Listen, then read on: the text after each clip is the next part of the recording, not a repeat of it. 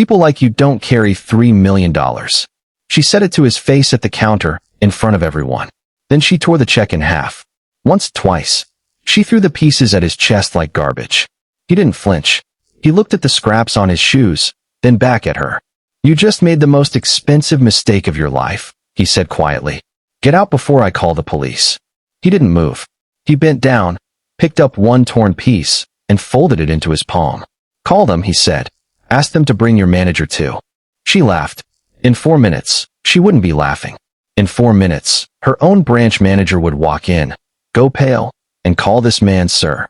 Marcus Whitfield drove a sedan older than most of the tellers inside the bank.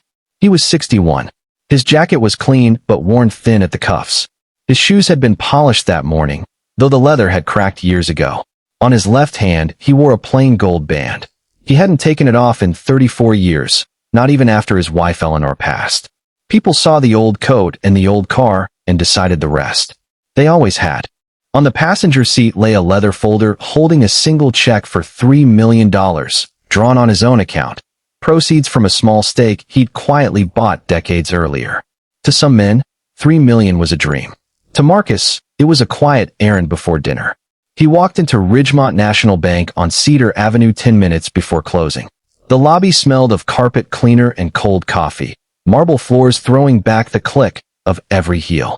The branch served an affluent suburb where customers wore linen and quiet gold. Marcus looked like none of them, and he felt every eye register it. Behind the manager's desk sat Vanessa Kirkland, early 40s, blonde hair pinned tight, blazer sharp at the shoulders. She ran the branch like a private club with an invisible door. She noticed Marcus the moment the glass door swung shut, and her gaze slid over his coat, his shoes, the folder in his hand. She'd already decided something about him before he'd spoken a word. At the counter, a young teller named Derek caught her look and matched it with a smirk. Another teller, Nina, 23, 3 weeks on the job, felt something in the room turn cold, though she couldn't have said why. After a long wait, Vanessa finally crossed the floor herself. "Good afternoon. I'd like to deposit a check," Marcus said, sliding the folder forward. Vanessa didn't look at the check. She looked at his frayed cuffs, his thin shoulders. A deposit of this size doesn't just walk in off the street. Where does it come from? The sale of an investment. It cleared this morning. You're welcome to verify it right now. She smiled the way people smile when they've already stopped listening. Do you have any idea what $3 million looks like to a branch like ours? The same as it looks anywhere, Marcus said. A number on a page. Please verify it. She demanded his driver's license, then a second form of ID. He handed over both without protest. She turned them over, frowning. These could be anything. Derek drifted closer, arms crossed. You'd be surprised how many of these turn out to be fake. Exactly, Vanessa said, pleased to have an audience now. We catch fraud here every week. An older customer near the ropes chuckled to his wife. They always try it near closing. The comment traveled through the lobby like a small permission. Suddenly, it wasn't just Vanessa against the old man. It was the whole room. You can settle this in 30 seconds, Marcus said, voice never rising. Call the number on the check. Ask for the issuing officer. Give them the reference code. I'm not calling anybody, Vanessa snapped. I'm flagging this account for review. Every dollar frozen. That account is 30 years old, Marcus said, a thread of steel finally under the calm. Be careful with what you touch. Is that a threat? She said loudly for the crowd. Did everyone hear that? At her window, Nina found her voice. We could just call the issuing bank. It would take a minute. Nina, go count your drawer, Vanessa snapped. Nina sat, cheeks burning. Vanessa held the check up like evidence at a trial. This is a forgery. I've handled 1,000 real checks, and I'm telling you this one is fake. Then, without waiting, she tore it in half. Then in quarters, slower the second time, watching his face for a break that never came. People like you don't carry $3 million, she said, throwing the pieces at his chest. Marcus looked at the ruined paper, then at her. You just made the most expensive mistake of your life, he said, almost gently, which was somehow worse. She pulled out her own phone and called the police, describing a man who was aggressive and made her feel unsafe. None of it was true. The security guard, Owen, was told to remove him. He hesitated. He'd watched the whole exchange and knew there was no danger in this man. but a paycheck is a leash. He took Marcus's arm and walked him toward the door. Son, Marcus said quietly, you're going to remember this day for the rest of your life. Just as they reached the glass, a second man stepped through from outside, gray suit, briefcase, silver at the temples.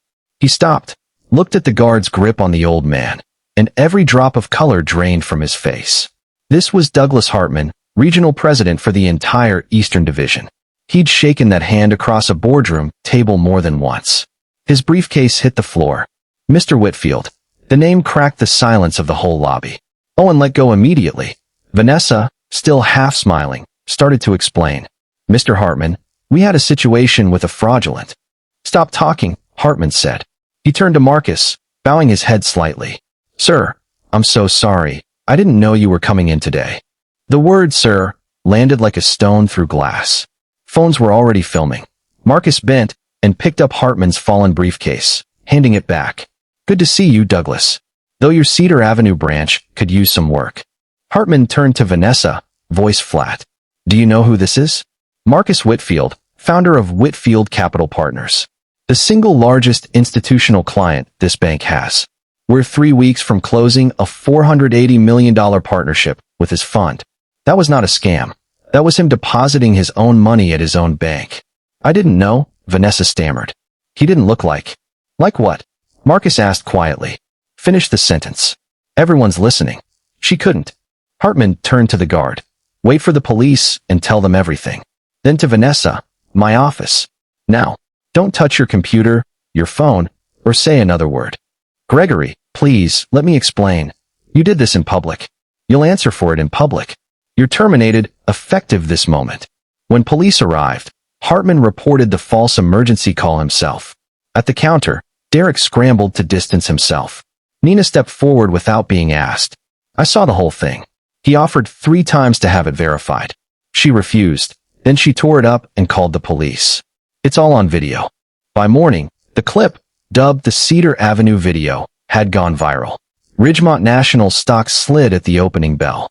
An internal review found a pattern.